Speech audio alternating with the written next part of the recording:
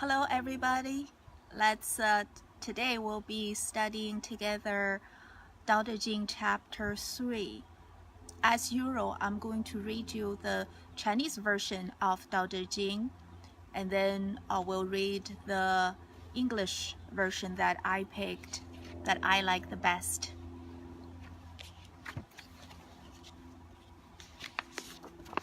So Tao Te Ching chapter 3.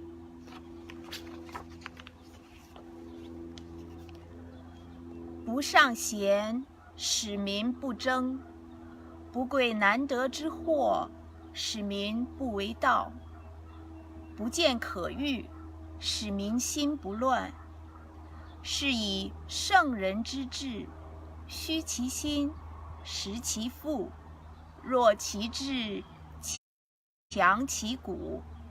常使民无知无欲，使夫智者不敢为也。为无为，则无不治。So that is what Lao Tzu said in Tao Te Ching chapter 3. The English version I posted in our group yesterday actually is a hybrid. Let me explain what I mean by that. I looked through several translations of Tao Te Ching, and there are many of them.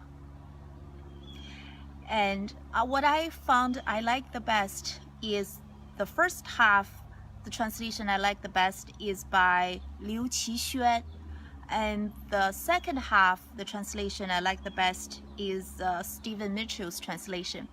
So I figure I would just put what I like and group them together. So now what we have is this hybrid version, and it's really up to you when you look through. If you check different versions, and whatever that speaks the most to your heart is certainly the one that's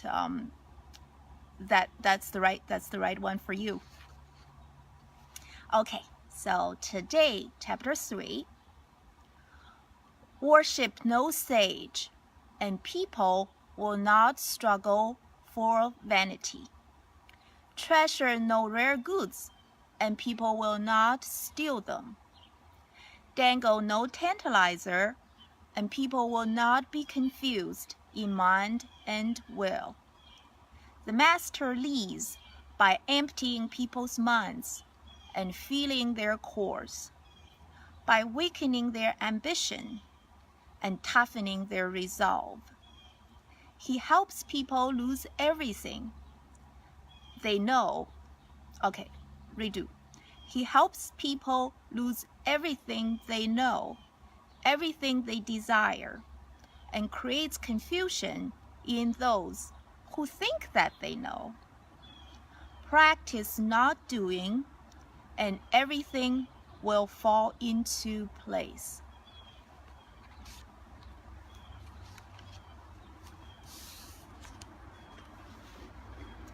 To me, I find Tao Te Ching chapter 3 flow very naturally from chapter 2.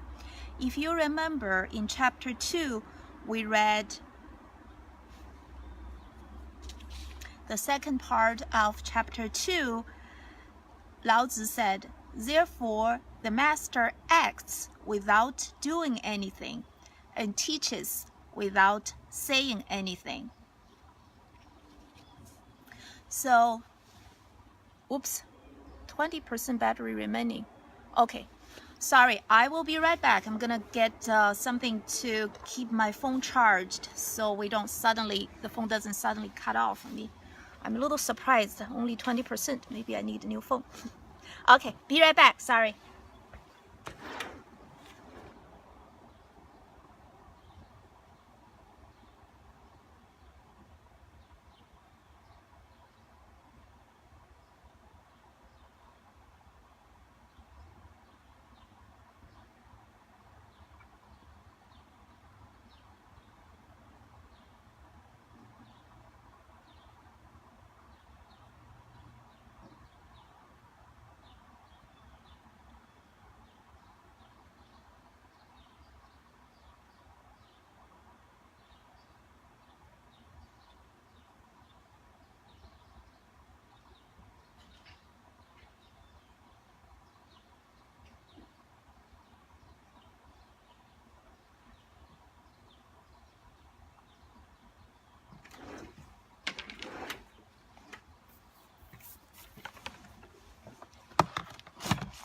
Okay, I'm gonna charge my phone, connect to my computer, and then connect my computer to power source.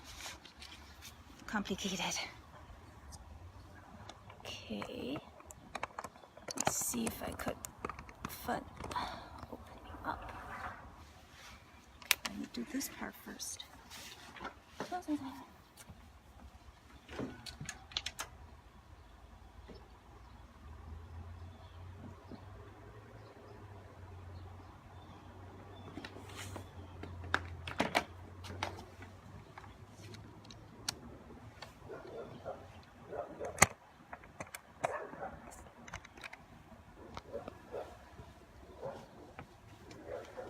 Hey everybody, this is my backyard.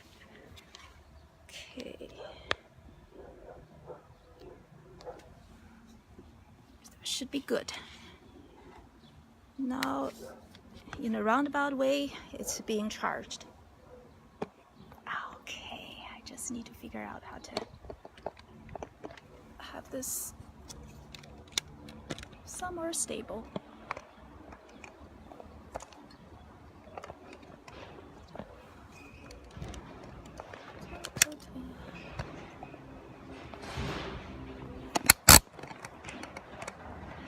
There we go. Yay! Little obstacle, but nothing we can fix.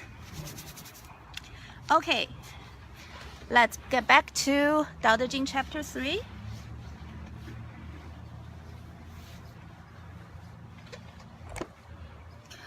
I was just saying that chapter 3 flows naturally from chapter 2.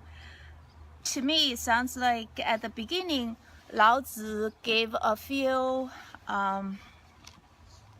examples of why he says the master should act without doing anything and teaches without saying anything. Because, for example, the first sentence, worship no sage and people not struggle for vanity. For example, if we say, certainly I would think that the intention would say it would be good. You wanted to have probably the idea for, this is probably talking to people who are maybe government officials or policymakers. And if they do this, they probably are thinking, I want to set a good high morals example for people so people will follow. So I want to award people who are, let's say, sages, who are people with good morality. However, in doing this, what could happen is that then the people sees that, okay, if I become a sage, then I will be able to get, for example, either some kind of award or some higher social position. And how then you will really have some people who are really certainly very good and deserve that, but you may also end up having people who will pretend to be sage, because if you want to promote it, you probably will set up some standards saying, okay, these kind of people that will be considered as people that's with high morality. And how can you do from what can you do from preventing people from being attempted to pose as a sage? The same thing about treasure no rare goods, then people wouldn't be tempted to steal them. And because everybody wants to certainly own things that they think are good or have high value. And it seems like the first half, Lao Tzu is talking to people, let's say policymakers, are people that are in charge of making decisions that will affect other people. because from the sentence you could see, don't do this, so the people would not do this and this.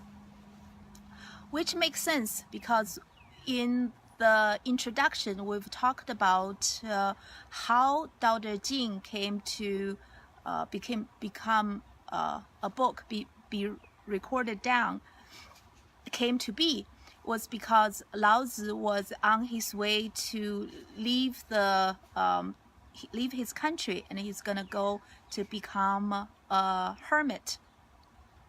So is this the last gate to the west? He got stopped by the government officer who was the guard who was guarding the gate, and this guy's name is Yin Xi. So Yin Xi asked Lao Tzu questions, and Lao Tzu answered, and Lao Tzu's answer was written down by Yin Xi, and then later on compiled into Dao De Jing. So it makes sense that Yin Xi probably, hi Karen, hello, nice to have you. And Yin Xi probably you would think Yin Xi probably wouldn't ask questions like how to evade tax and how should people get away from doing like mandatory work that the government asked. It makes sense that Yin Xi would probably ask question about how to be a better policymaker, or you can say how to be a better ruler.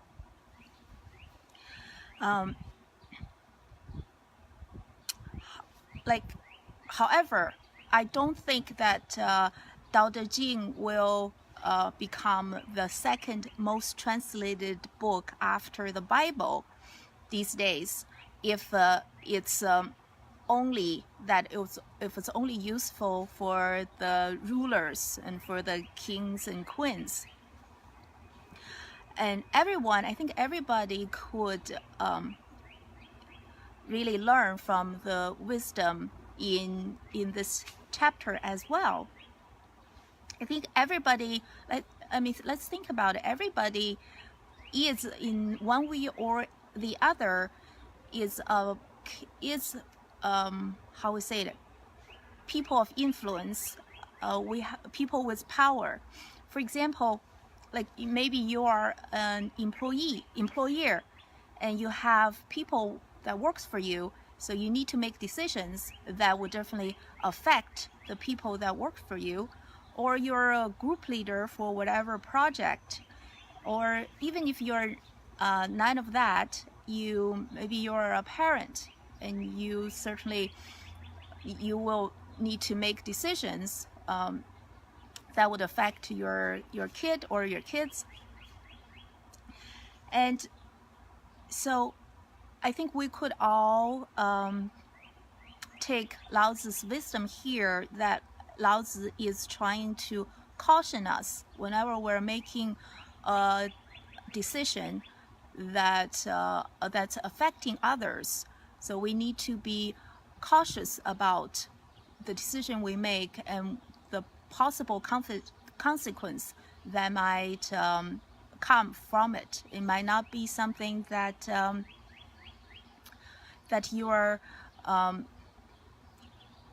you probably can foresee. And oftentimes people seems to be there's this saying in Chinese by some pretty famous author, I forgot his name. He's saying that 80 or 90% of the bad things are actually done by good people with good intention. So only probably 10 to 20% of the bad things are actually done by people who have maybe like a bad intention, or have tried for connection available. Good. Hopefully the connection was available. Ooh. Well, let's see. I hope this was all recorded. Anyway, so it was Okay, I was just saying that there is this Chinese author. He said, a Chinese philosopher, he said 80 to 90% of the bad things are actually done by people with good intention and wanting to have good results, and only about 10 to 20% of the bad things are actually done by people who do have evil intent or trying to gain something for themselves. So that I do remember when I first read that, it really was a little shocking to me, because that seems to be more like making me realize, okay, so just because you have a good intention, you still need to be careful about your behavior and what consequences that might lead to, that might cause for other people. And I don't know how many of you are going to actually see the last movie in the Avengers series, because the end game, the opening day is this Friday. If you've seen this series, like in the previous movie, the Infinity War, the big like the super villain, that's the most powerful, the biggest, baddest, like my daughter would say, that were biggest, baddest guy in the universe, that all these good superheroes are have to work together to fight. This guy is named Thanos. However, for him, from his point of view, he actually is the savior of the whole universe. Using his logic, he thinks that the root problem for all the problems in the universe, because it was just not only on Earth, it was other planets as well. He said the most basic problem is overpopulation. So he decided he's just gonna go to all the planets, and he's just gonna to randomly kill off half the population. He said this will solve all the problems, and it would just be once and for all, and the universe will be a better place. And for him, he thinks this is the most fair way to do things. You know, just everybody's, their chance of survival, whether they live or die, is totally by chance. So it's not because if you're richer, then you have more chance to live, or if you have this color skin or that color skin, or whatever way to separate. No, it's totally by random, doesn't matter what it is. And he thinks that the reason he's doing it, because he thinks that most people just don't have what it takes to really tackle this root problem. He actually even sacrificed the adopted daughter that he actually truly loved for this purpose. I mean, it certainly wouldn't take much for people to realize how crazy this idea is. However, to him, he just believes this is the right way to do things, and the intention, however you see it, he's trying to, in his mind, he's trying to do something good. I mean, Thanos' example is probably pretty clear, I would think. So most people probably wouldn't say that's like a good way to solve whatever problem you're trying to tackle. However, sometimes things can be a little less tricky to predict the consequence. I don't know how many people have heard about the cobra effect. So it's a true story that happened at the time of the British rule of colonial India. At that time, so the government was concerned about the number of the venomous cobra snakes in Delhi, because Delhi, you know, is the capital of India, with a lot of people living there. There probably be, every now and then, there probably be incidents of people got hurt or got killed by these cobra snakes.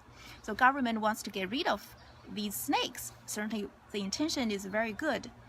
And they figure how they're going to do it. So they decided to offer a bounty for everyone who go kill a cobra snake and bring the dead snake to the government, and they'll get a nice, because it's a dangerous thing to do, so probably get a quite nice bounty, a reward for their heroic behavior. And initially this policy, this program actually worked very well, because a lot of people ended up going out and killed the snakes, and the number did go down. However, because of their reward, there's money to get, and some people started to breed cobra snakes so they can bring these snakes to the government and get the money. And when the government later on found out that's what some people were doing this, certainly they canceled the program. So there's no more reward for bringing a cobra. Maybe then it's like, okay, so maybe that way, then that will solve the problem, right? So what happened is, because now the cobra snakes these people are raising, now it's priceless. You can't get money from them, and what do? They don't want to continue spending money or have to take care of the snake, so they just let the snake loose. And what ended up to be that the Delhi actually ended up having more cobra snakes on the street than before this whole program was put into place. So this is a story that we need to be. When everyone who's have any in the position of making decisions, whether it's for other people, or sometimes you may be saying, like, I'm not an employer or any group leader, I am not a parent, but how about your own body, right? You have power, you have to decide how you utilize your body. So are you taking this? So you have the power of using your body, but are you also accepting the responsibility that comes with the power? It's the yin and the yang. So you have the power, but are you also accepting the responsibility of taking care of your body? At night, are you staying up too late and to watch something or do something fun even though your body is tired? Or are you for example, are you even though your body telling you that your belly is full, but there's still, you want to eat some more, that just delicious food, and you're not stopping when probably that's best for your body. So everybody take the responsibility part of the power. Are we aware of it? Today is a comic themed day, I guess. One of my favorite superhero is Spider-Man. Spider-Man, I know, is also loved by many. And what I like is that a lot of the stories, and seems to be this constant theme in the Spider-Man stories, is about if you probably, even though you haven't watched any Spider-Man movie or read the comics, you may have heard this phrase. That's a popular phrase: with great power comes great responsibility. A lot of the Spider-Man stories are dealing with this issue. But to the comic book fan out there, do you know that actually this phrase is not exact correct? The original phrase is that's in the comic book when it first came out is: with great power must come great responsibility. Because the more well-known phrase is make you feel like, yes, with great power comes great responsibility. It's just very natural. People who has great power realize that they also have this great responsibility. However, I mean, we all know, hi Matthew, thank you for joining me. We all know that's not always the case. I mean, everybody probably can think about some examples in history that people in power, the tyrants, they abuse the power they have. So what I really like the original one is that to help you, to make you realize that when you have power, you also need to take the responsibility part seriously. I think it's because of like the word power, just because there's too many people who's not fully aware of this yin and yang side of the power and responsibility, and ended up abusing power, or ended up just using power for their own good, that actually gave power a bad name, which I think it's sad, because then a lot of good people, a lot of conscientious people, a lot of people who should be in the position of power, they try to consciously or subconsciously, I found a lot of people try to shine away from power, because power has this bad name, like power corrupts, and we all heard that. However, power innately by itself is neither good or bad. It's how people utilize it that actually matters. I think that more good people, more people who are capable, who really understand the power and the responsibility side of the power, are 同出而异名. Remember in chapter 1 they talk about they are the same, they're just a different name. When these kind of people who realize that, when these people, we need to more and more have more of these people who are in the position of power, because then they will be could be us, so we will be able to be better at utilize the power to do good for everybody in the group. You can be up to the government level, or even small to your family level. I remember one of the spiritual teacher was saying to people, was just like trust yourself. You think about it. You really think you are a good person. So when you're in power, would you suddenly become a bad person? You trust the goodness in yourself, and take the responsibility and the power when it comes comes to you, when it's best for you to do it. Then accept the responsibility and accept the power, and utilize it to do the best for yourself and for everybody. Okay, so it's 10:30. I'm gonna stop here. We finished the first half of chapter 3, and next week we'll continue on to the second half of chapter 3. Thank you everyone for joining me. Have a wonderful week. Take care.